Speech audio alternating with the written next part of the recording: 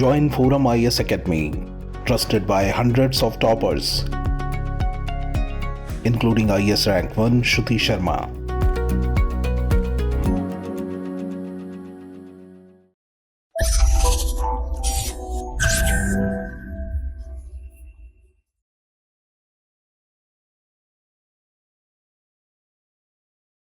Hello everyone, this is Vijay. Welcome to ForumIAS Hindu Daily. In our today's news analysis, we are going to see the list of topics in the display. The first one, sickle cell screening meets only 1% target, hurting ambitious elimination goals. And the rest of the topic it all had given. Its significance is in preliminary and the mains part also had given in the slide. So kindly make a note. And with regard to today's Hindu newspaper, I couldn't find any new topics today. Almost all the topics that we all discussed earlier, especially the sickle cell and the crypto trade and all. But the Silicon Valley Bank failure alone, it's a new topic today. So anyway, let us do some value additions with the topic what it had come in the today's newspaper. And this is the article for you. The first one, sickle cell screening meets only 1% of target, hurting ambitious elimination goals. Then this is the second one, why is crypto trade within PMLA ambit? They had discussed about some provisions of PMLA, then how the move will be, it will provide some benefits to the government, like that they had discussed here. And apart from that, they also discussed about the tools and the regulations in other countries. Okay, so I couldn't able to take it in a single cut. So that's what multiple cuts are there with respect to this article. And this is about Silicon Valley Bank's failure. And with regard to Silicon Valley Bank failure, today we will be discussing about the subprime crisis and the Lehman Brothers failure in 2008 and all. Then this is about the evil effects of deforestation. With regard to the deforestation in India, even the child who is studying in 5th standard and 6th standard, they will know very well. So the article is all about it. Apart from that, in this article, they had provided some quality examples that we can use it for our answer writing and all. So let us discuss about it. And this is the last one. It is related to the acute respiratory infection which have been prevailing in Bengal, and the cases are also very high. And I found that the death reports and all, it's underreported by government. So the article is all about it. And this is the first article. Kindly go through it. Why in news? With barely 2 weeks left in the fiscal year, the Health Ministry has completed a minuscule 1% of its ambitious target to scan 1 crore people for sickle cell disease in 2022 to 2023. So between 2022 to 2023, we are supposed to scan almost 1 crore people. But so far, we had completed the scanning for only 1 lakh people. So that's what the news had been coming up in today's newspaper. And in our previous analysis, with respect to the budget, we had discussed the same topic because Finance Minister, she made a statement related to the elimination of sickle cell anemia by the year of 2047. So therefore, we had discussed about sickle cell anemia in our budget related analysis timeline also. So because of the gross failure in the scanning of the sickle cell patients, the issue today also it came up in the newspaper. And sickle cell screening, it meets only 1% target, right? So with barely 2 weeks, anyway, we won't achieve the target what we are determined. And before getting into the topic, we should know the functions of hemoglobin, because hemoglobin is a two-way respiratory transporter. They carry oxygen from the lungs to the tissues, and they work with the return carry of the carbon dioxide. So from the lungs, they will be carrying the O2 to other parts, okay, and from other parts they will transport the CO2 to the lungs, and here the gas exchange will be happening. So the oxyhemoglobin and deoxyhemoglobin, so two variants are there. This oxyhemoglobin, they will be carrying the oxygen from the lungs, and the deoxyhemoglobin, they will be carrying the carbon dioxide from the rest of the parts. And this is how the function have been doing by the hemoglobin. And the hemoglobin, they are having a high affinity for oxygen and low affinity for carbon dioxide. So this is one of the vital characteristics of the hemoglobin. and they are also having very low affinity for natural phosphates, hydrogen, and chloride ion also. So in the venous circulation, these overall affinities are reversed. So this is how you should know about the hemoglobin. And hemoglobin, it is a simple protein, okay, which is locating inside the RBC, the red blood cells. So they will be having some protein molecule which is termed as hemoglobin. And the testing for the level of hemoglobin count in the blood is generally a part of complete blood cells, CBC test you might have known. And hemoglobin consists of 4 chains, 2 alpha chains and 2 beta chains. So these are all the things you should know. Now let us discuss about sickle cell anemia. The sickle cell disease, it is an inherited group of blood disorders that is genetic in nature. So no pathogens or no chemicals have been causing sickle cell disease. It have been causing in human beings only due to the disorders in the gene package. And it is an autosomal recessive disease or Mendelian disorder like that. This is the medical term for the sickle cell anemia. So autosomal recessive means there are 2 variants are there in the autosomal disorders. One is autosomal recessive and another one is autosomal dominant. So one is recessive and another one is dominant. Okay. So with respect to the dominant, let us consider parents. Okay, mother and father. So among them, if anyone is having a allele means the gene which is responsible for causing the sickle cell anemia. So with respect to the dominant disorders, let us take some disease X. Okay, so if the allele for X is present in mom or father means, then the offspring who is going to born for these parents will also having the same disease. So if either of the parents, if they are having the gene means, then surely it will cause disease in the offspring. This is how the dominant disorders are working. But with respect to the recessive, the same mother, father will be there. But to occur the disease, both parents, they should have the allele which is responsible for the disease, like sickle cell anemia, Tay-Sachs disease, like this.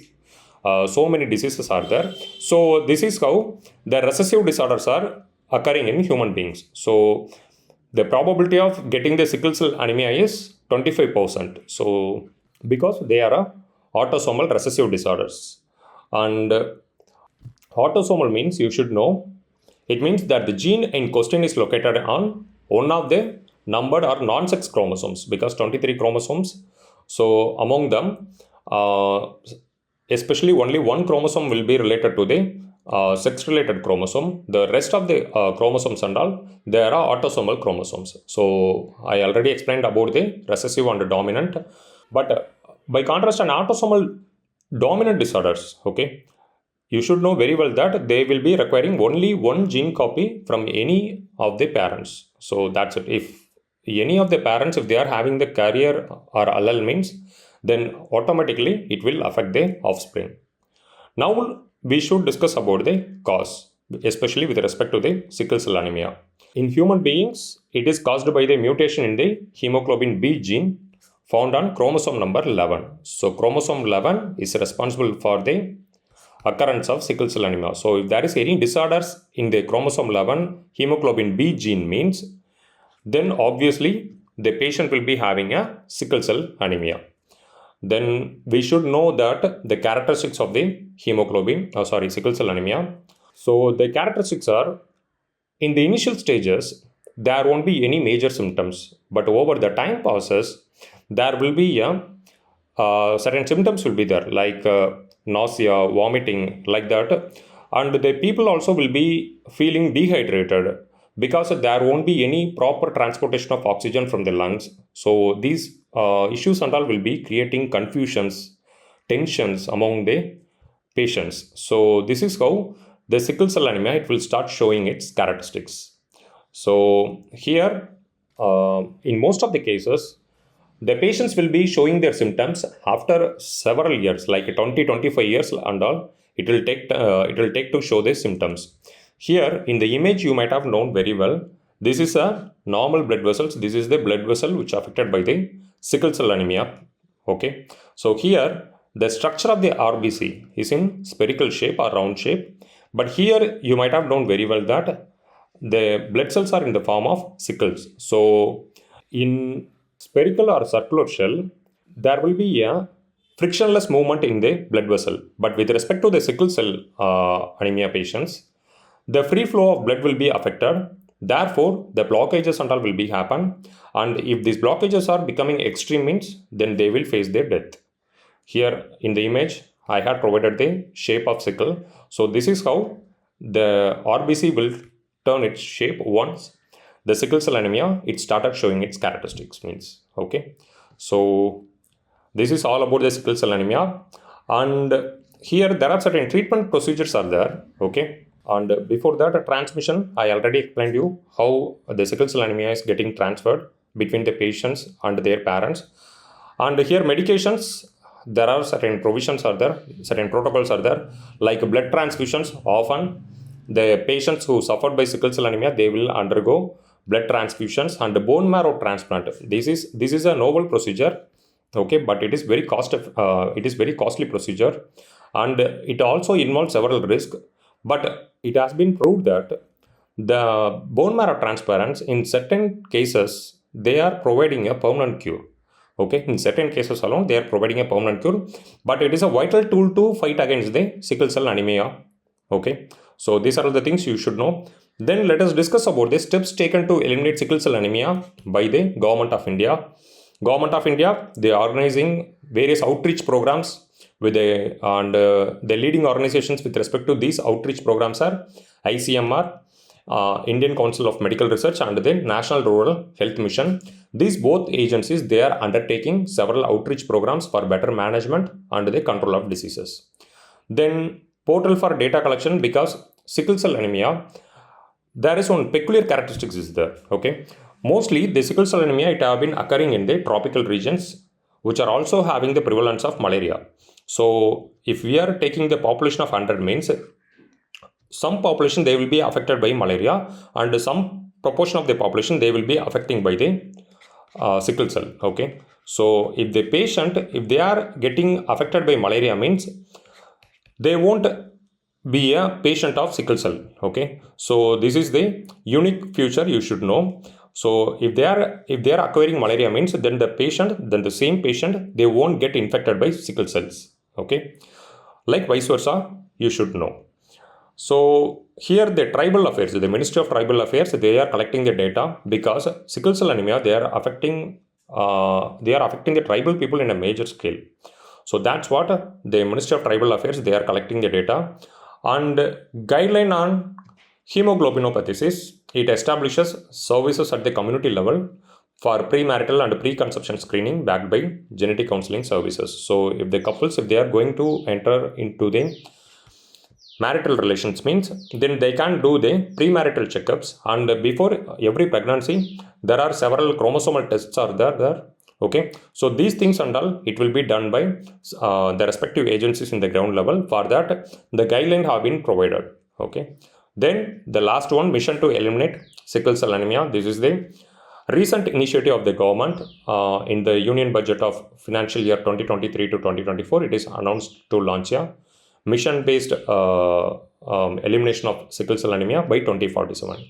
So this mission, which entails focus on awareness creation, then universal screening of people in the 0 to 40 years of age group in the affected tribal areas, and there they will provide the required counseling and all. Okay, so this is how they are going to tackle the sickle cell anemia.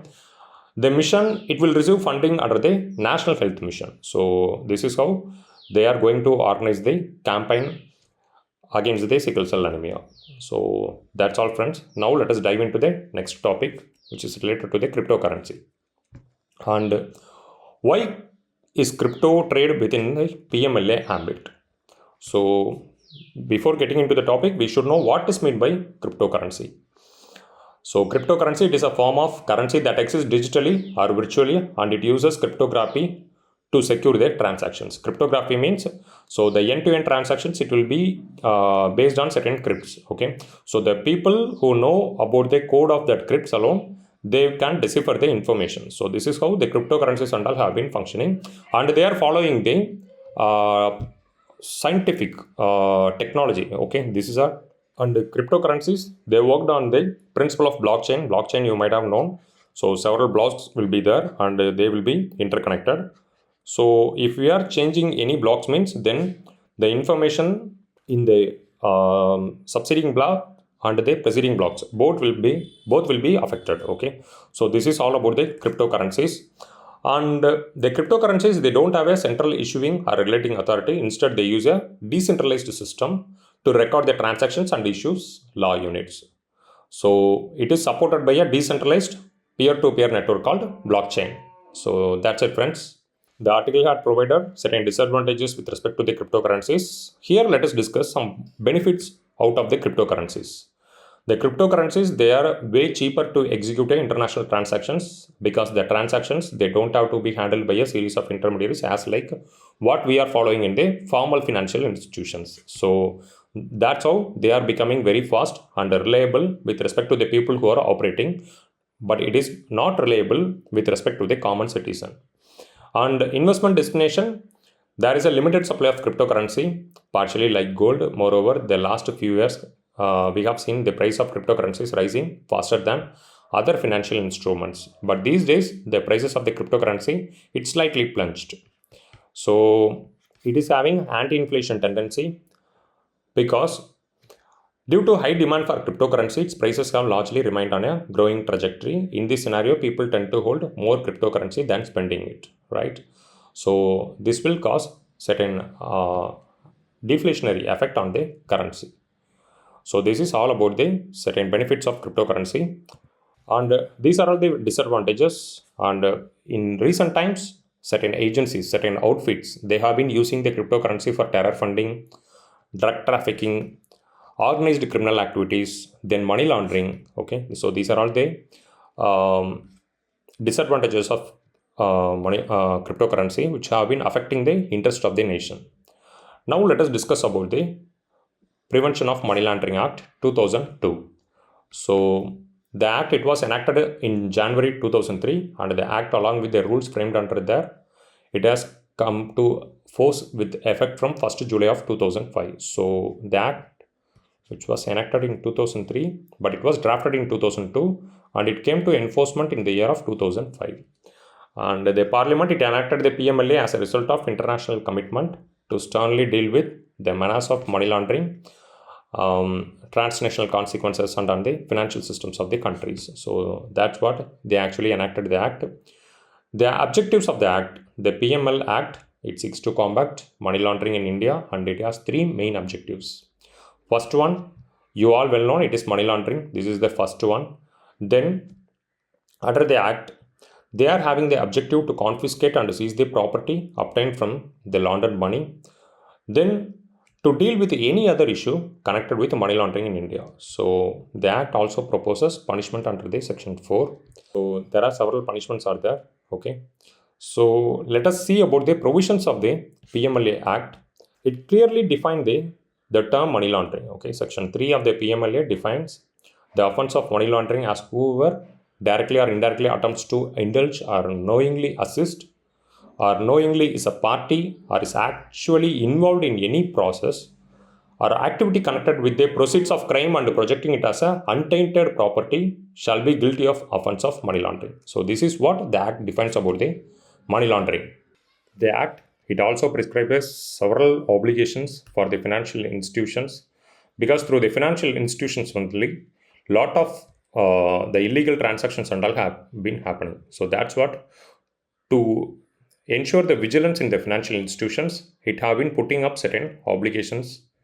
Then with respect to the empowerment of officers, so the PMLA empowers certain officers of the Directorate of Enforcement to carry out investigations in cases involving the offenses of money laundering. And also, as we have seen already, it is also having power to attach the property which was accrued from the money laundering activities. So these are the things you should know. Then it empowers the directors of FIUIN to impose fines on banking companies, financial institutions or intermediaries if they are or any of its officers fail to comply with the provisions of the Act as indicated above. So these are the things it had been given under the PMLA Act. Then PMLA, it also envisages the setting up of an adjudicating authority to exercise jurisdiction power and authority concerned by essentially to confirm certain attachment or order confiscation of the attached properties. So they are having both adjudicating property and appellate tribunal. So if the adjudicating authority providing certain judgments means, then the party, they can make appeal to the appellate tribunals. So this is how the system have been designed.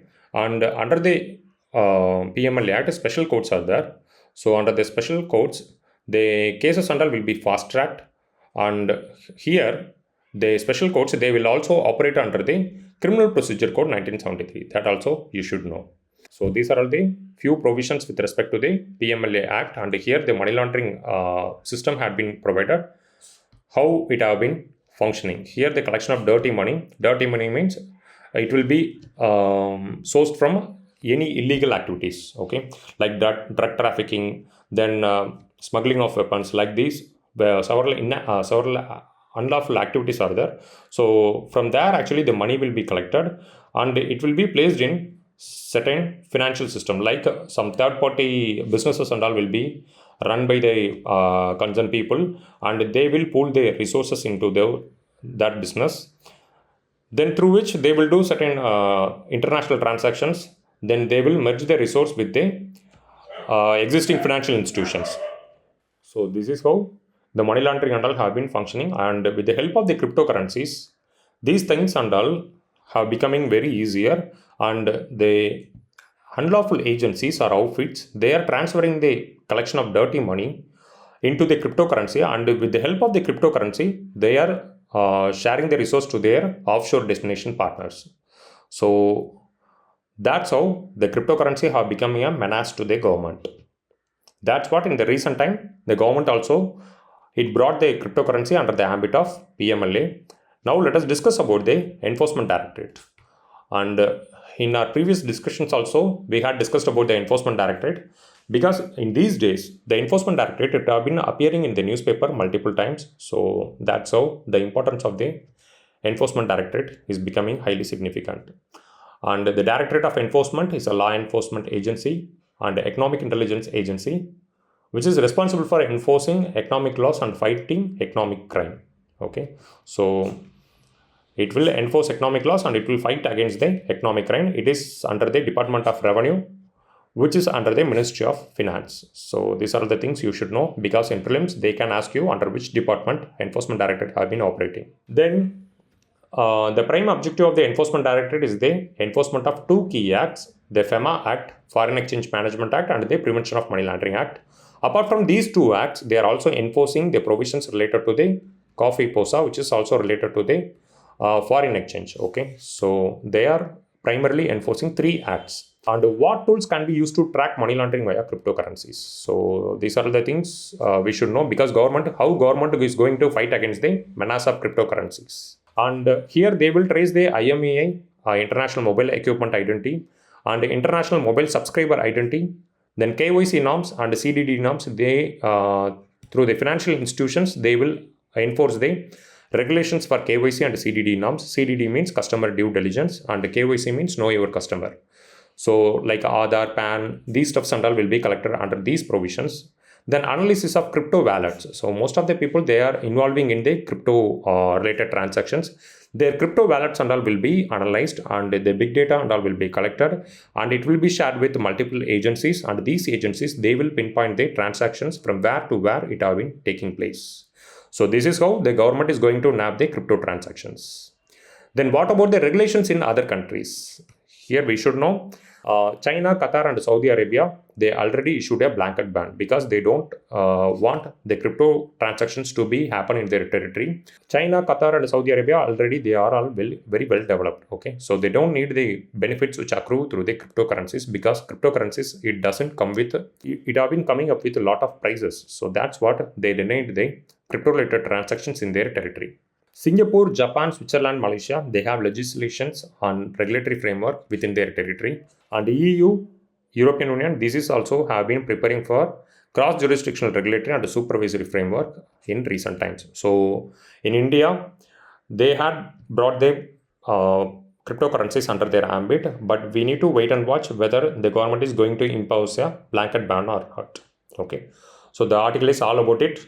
And the importance of cryptocurrency means what is the importance of the cryptocurrency that we should know, right? Because in these times, why the government have been coming up with these stern measures to curtail the transactions related to the cryptocurrencies means the value of the existing cryptocurrency is about 804 billion as of January 3, 2023, according to the cryptocurrencies price tracking site coinmarketcap.com. So which reveals that the transactions which have been happening up to the amount of 804 billion. So you might have know the significance of the amount. So this much mass volume it have been happening through the crypto transactions, and these crypto transactions, they are twice the times of the GDP of Singapore. Okay, so now let us discuss the next article.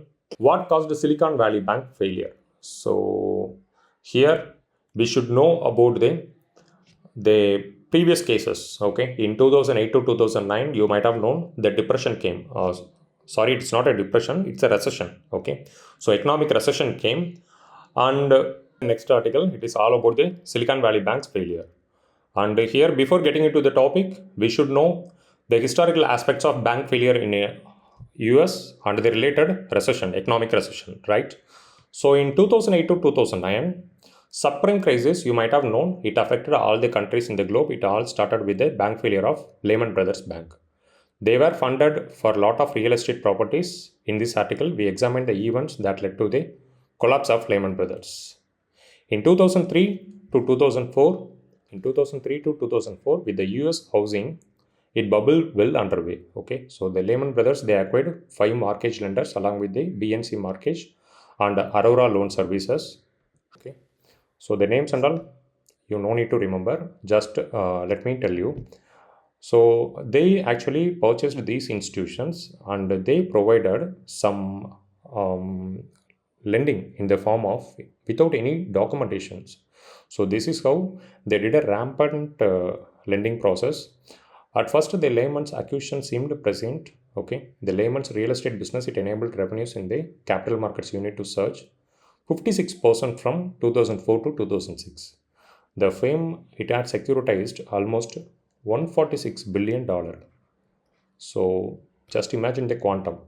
146 billion they accrued through the security markets, almost a 10% increase from 2005. So the Lehman recorded profits every year from 2005 to 2007. It went up. In 2007, it announced a 4.2 billion in net income and 19.3 billion in revenue. Okay, so that's how the bank, it performed very well. In February 2007, the Lehman stock prices reached a record of 86.18 per share, giving it a market capitalization of nearly 60 billion. So it all went good, okay? But suddenly in 2007, the profits were down and the coffers of Lehman Brothers, it all went right and it announced the bank failure.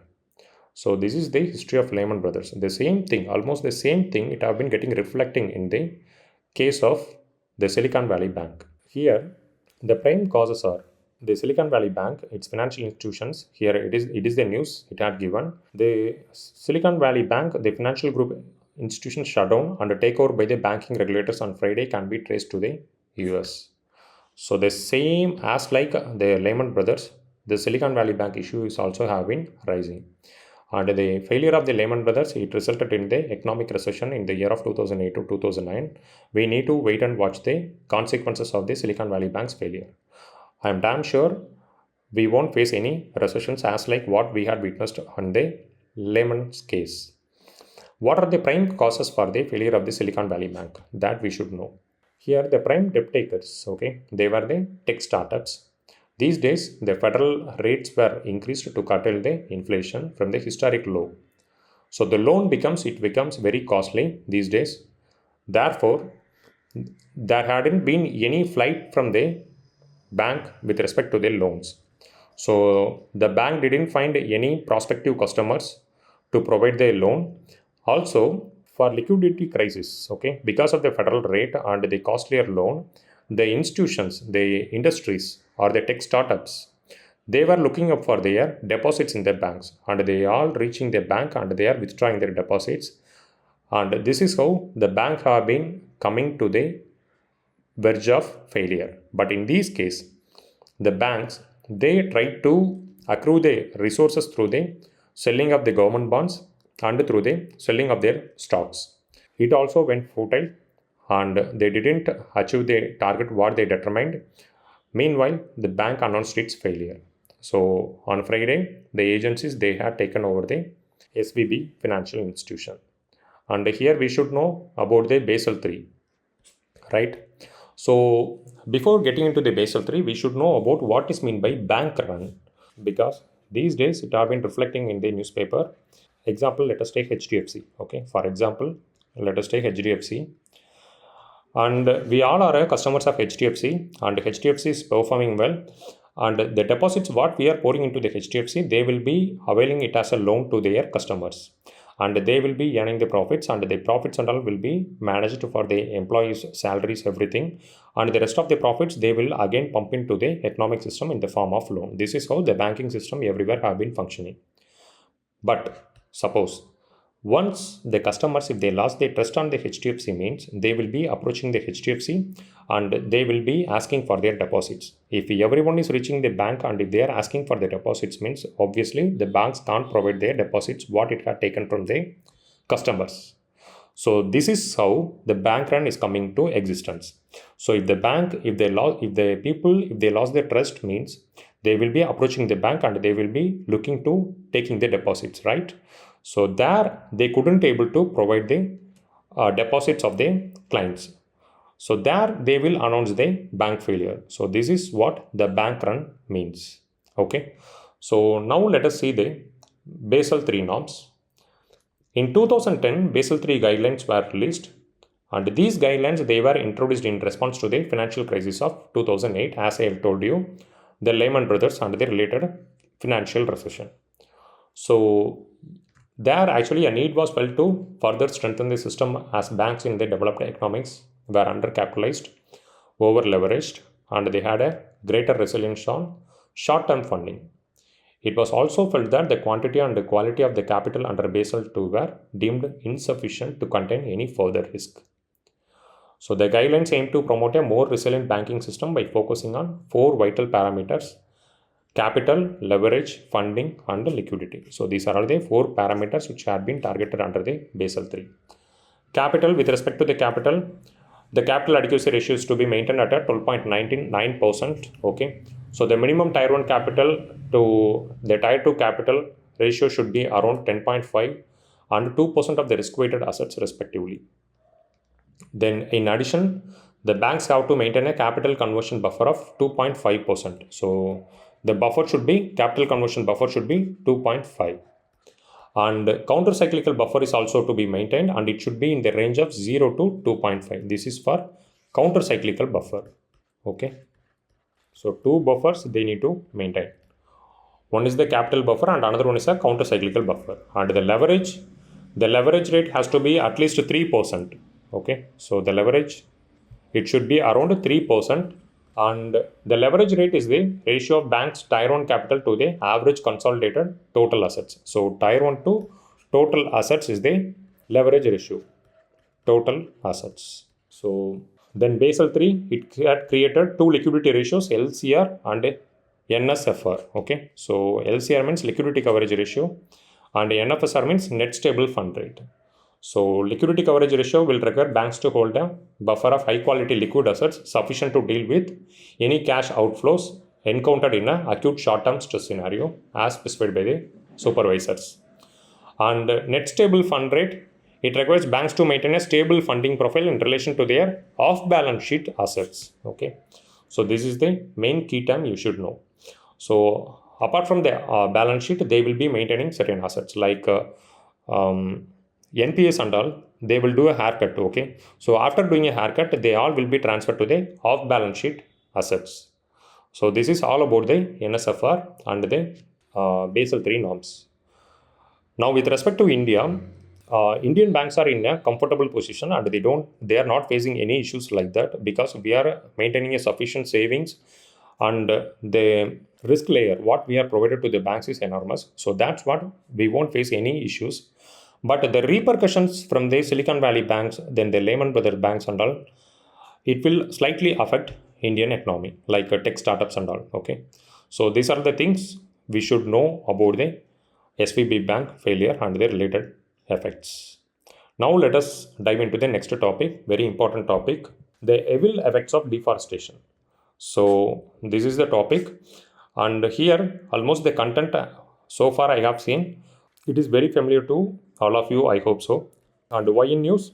The World Health Organization, it points out that since 1990, 420 million hectares of forest have been losing through the conversion to other land uses like agriculture, industrial, and biofuels. So in order to feed 11 billion humans by the end of this century. So this is what the WHO have been stating. Do you know what's the forest cover we are having in India? We are supposed to have some 33% of the landscape under forest cover. Okay. But according to the government's ISF, India's State of Forest Report 2021, we are close to around some 22%. So forest report have been stating that we are having a 22% of landscape under the forest cover, which means, are we making good progress regarding the forest cover? That we should know, right?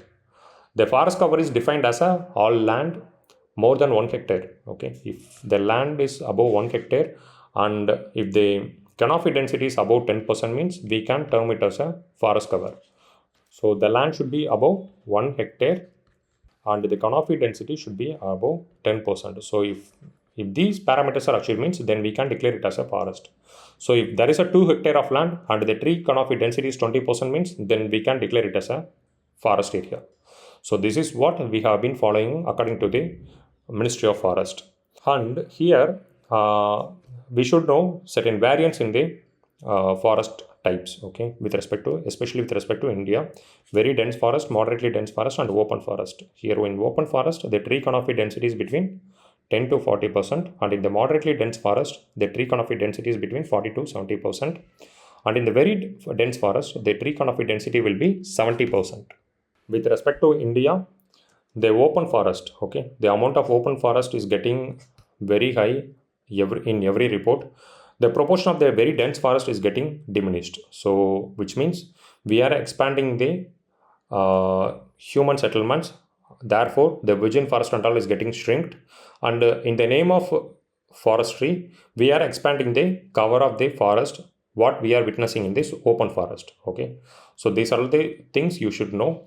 And here in the map, you might have know about the Brazil forest fire, right? The Amazon forest fire, it happened. So the map is all about it. It is a image from the NASA, and it have been showing in what are the areas it have been, the fire is getting affected, the forest cover. So actually it is a artificial forest fire, okay? Because of the greed of humans only, they set the fire to the forest, and this is what we have been witnessing. And we should know about the Brazil's climate pledge, okay? So they are also having NDC, and they submitted to the UN that according to the Paris Climate Summit in 2015, their target is to cut a 37% cut in the greenhouse gas by 2025 compared to the 2005 levels. Brazil also pledged an indicative 2030 target, achieving a 43% reduction in emissions compared to the 2005. So they will be cut the 37% by 2025 and 43% by 2030. So these are all the targets they had provided.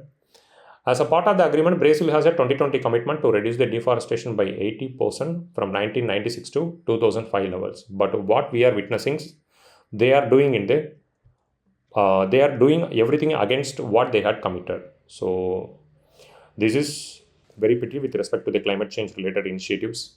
Now, with respect to India, we are having commitment to achieve the net zero by 2070. I already explained you multiple times about the net zero. Net zero means the emission and the sequestration will be neutralized. So therefore, the carbon emissions will be nil. And now let us discuss about the impacts of forest fire. And in the impacts of forest fire, the forest fires, it can have multiple adverse effects on the forest cover, soil, tree growth, vegetation, and all the overall flora and fauna. So these are the things you should know. Fires render several hectares of forest useless, and they leave behind ash, making it unfit for any vegetation growth. So the heat which generated during the fire, it destroys the animal habitats that you might have known very well. Apart from that, the soil quality decreases with the alteration in their compositions, because the intense heat, it will tend to provide some evaporative tendency to the minerals what it have been presenting in the soil. And the soil moisture and fertility also will be affected. Then the size of the forest will also shrink. The trees that survive the fire often remain stunted. So these are all the things you should know. FAO, they states that with respect to India, with respect to the world, the 31% of the land in its surface is covered by forest. So compared to the global phenomena, the proportion of the forest what we are having in India is very low, because we are having only 22% of the land under the forest cover. So globally, 31% of the land is under the forest cover. So the deforestation increases 11% of the global greenhouse gas emissions. Therefore, deforestation leads to spikes in the infectious germs that causes diseases such as malaria, dengue. Okay, these pathogens and all will be increased because there will be a rupture in the food chain. So food chain is not limited to human beings or animals or bats. It will also include pathogens also. So these repercussions, it will favor the pathogens which have been causing the malaria and dengue. So therefore, the cases with respect to the malaria and dengue will be shoot up. And a 1% increase in deforestation, it will be leading to 0.93% decrease in the availability of clean drinking water. That also, it had been provided in the article. So if we are maintaining a good forest governance, then we won't face any water related crisis in the future. So that we should know. And with respect to India's status, the total forest cover in India is 8 lakh square kilometer, which is 22% of the total geographic area of the country. According to the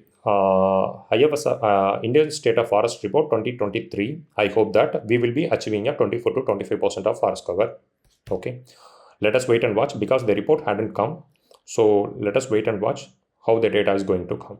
And with respect to India's status, the government is also targeting certain islands like Andaman and Nicobar and all, in order to expand its navy and to also attract more mainlanders. Okay, because it is a geostrategically they are very significant. That's how the government have been taking several initiatives to develop these islands in a rapid scale. And here we might have known the Himalayan state of Jammu Kashmir, Uttarakhand, Himachal Pradesh, they have about 21,000, 24,000, 16,000 of square kilometer of forest area. Yet the government of India has removed a significant fraction of trees in order to build some underpass and over. Then the Himalayan states of Jammu Kashmir, Uttarakhand, Himachal Pradesh, they have about 21,000, 24,000 and 16,000 square kilometer of forest area respectively. Yet the government of India has removed a significant fraction of trees in order to build underpass and overpass highways in these regions. Okay, so with respect to Himalayan states, we are facing the deforestation from road construction. Then apart from that, in the article they also had provided the data about the Goa. The Goa has about some 2,219 square kilometer of forestation. So at the government there has cut trees with the idea of connecting Mumbai to Goa by a 4-lane highway. Around 31,000 trees have been cut because of the infrastructure development between the Mumbai to Goa in the form of roadways. So these are all the things they had given in the article. Kindly go through it. That's it. Let us dive into the final article of the day. How is Bengal tackling fatal viral infection? Okay, so these days, as Chief Minister of West Bengal, Mamata Banerjee, she stated that in the Legislative Assembly itself, she stated 19 children below the age of 5 years have died in state-run institutions due to ARI. What is meant by ARI? Acute respiratory infection. Okay, so the virus which have been causing the ARI is adenovirus. Therefore, let us discuss briefly about the adenovirus. Adenoviruses they are common viruses, okay, that cause a range of illness. They can cause cold-like symptoms, then sore throat, bronchitis, pneumonia, diarrhea, and pink eye, like conjunctivitis, like that. They can cause. With respect to adenovirus, they are actually a non-enveloped double-stranded DNA virus. So they are a DNA virus. You might have known very well that COVID-19 is a RNA virus. Okay, so the adenovirus is a DNA virus, and they were first discovered in the human adenoid tissue in 1953 by Rowe. So he is the one who discovered the adenovirus. And how are the adenoviruses they are transmitted? The adenoviruses, they are usually spread from an infected person to others in the way of close personal contact, coughing and sneezing, touching an object or surface which is infected with the adenoviruses. So we should know the symptoms of adenoviruses. According to the CDC, the adenoviruses, they can cause mild to severe illness through serious illness. We should know what are the symptoms of adenoviruses, right? So according to CDC, adenovirus, they can cause mild to severe illness. Though the serious illness is less common, people with weakened immune system or existing respiratory or cardiac disease are at high risk of developing severe illness from an adenovirus infection. So other symptoms include cold or flu-like symptoms, okay, sore throat, as I already told you, bronchitis, then chest pain. So these are all the few symptoms you should know. How is adenovirus is treated? There is no specific treatment for people infected with adenovirus infection. So generally the adenovirus infections will be very mild. So these infections, they may require only to relieve symptoms such as the over-the-counter pain medicines or fever reducers like Dolo 650, paracetamol. So that's along the treatment protocol. But the strain, what it had been prevailing in Bengal is, it's a recombinant variant. It is a recombinant of type 3 and type 7 strain of adenovirus. So that's what the virulence is very high. Therefore, the people have been facing their death. And that too, the people with weakened immune system and the people who are underweight and all have been facing their death. So now we should know about the Bengal's health infrastructure. No need to memorize any factual information related to the health infrastructure with respect to Bengal. Here, two most things you should know. The first one is shortage of beds, and there is a huge deficiency for respiratory care. So these are the two things which have been shooting up the morbidity rate, especially the people who are severely ill with respect to the adenovirus. They are facing death only because of these two issues. One is shortage of beds and another one is acute deficiency for respiratory care. So these are the two things which have been shooting up the death rate. Then is there a link between comorbidity and IMR, infant mortality rate? With respect to infant mortality rate and under 5 mortality rate, the status of West Bengal is almost the same to the national average. Okay, almost I think 22 per thousand I think. So the data of the West Bengal is almost matched with the national average. But with respect to child marriage, the prevalence of child marriages in Bengal is very high, which is in the range of 41.6%, which is especially very high. So these high prevalence of child marriages, which have been leading to the birth of very weakened childs. Okay, so the child who are the female who involved in the child marriages, if she is giving birth to the offspring means, then he or she will be very weak. Okay, so the immune system is also will be very weak. Therefore, the mortality is getting shoot up. So socially, this is the one of the major factors which have been leading to the high mortality rate with respect to the adenovirus infection or acute respiratory infection. Then the next one, the high prevalence of anemia. The national average is 51%, but the Bengal women, they are having a rate of 62%. So the prevalence of anemia is also very high in the state of Bengal.